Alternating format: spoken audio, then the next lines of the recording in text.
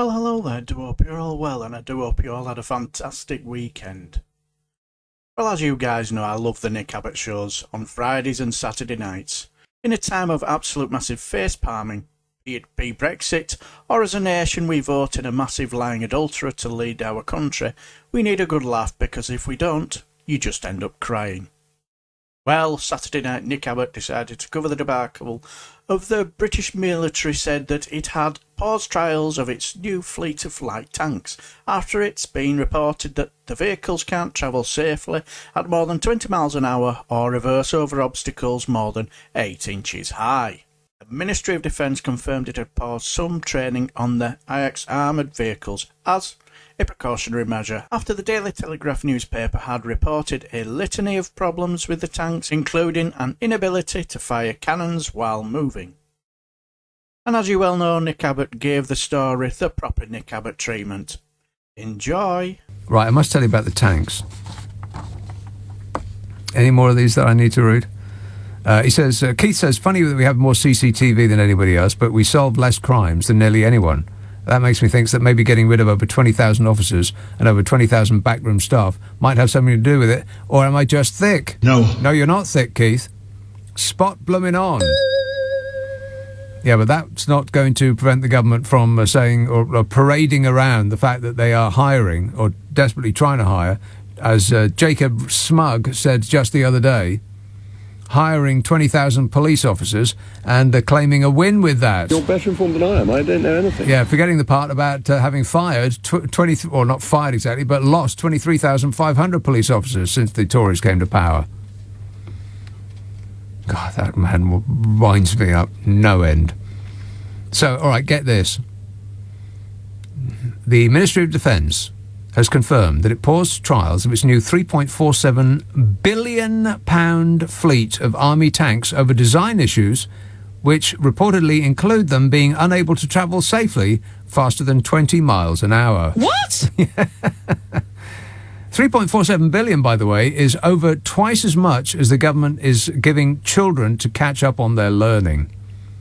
3.47 billion, over twice as much as this government thinks children are worth, or those children that don't go to private school, than tanks that don't work.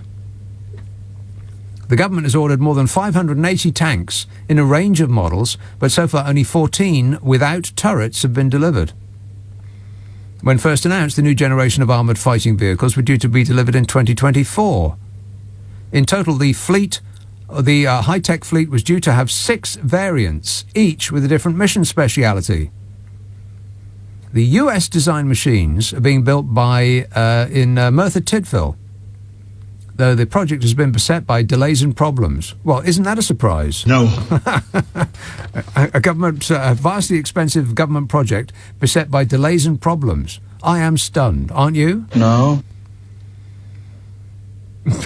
According to the Daily Telegraph, the crews testing the new machines have been ordered not to exceed 20 miles an hour, only half the top speed of 40. Also, small issue, the tanks are unable to fire on the move. Citing a government report, the paper said speed restrictions have been caused by excessive vibrations inside the tanks and that crews were limited to 90 minutes inside them at any one time. Due to be published next month, the report says the tanks can't reverse over obstacles more than 8 inches high. Personnel must wear noise-cancelling headphones when operating them and undergo ear tests afterwards.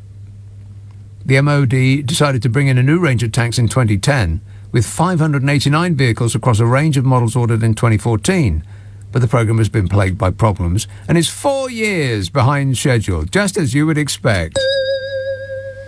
Of the 14 turretless model tanks made by the US firm General Dynamics, only 14 have been delivered. The MOD said, "We are committed to the Ajax programme, which will form a key component in the Army's modernised warfighting division, with current plans for an initial operating capability scheduled for summer 2021. As in this year. They said, if the enemy could just stand still on completely flat ground, then we'll be able to hit them. All we're asking for is a bit of cooperation.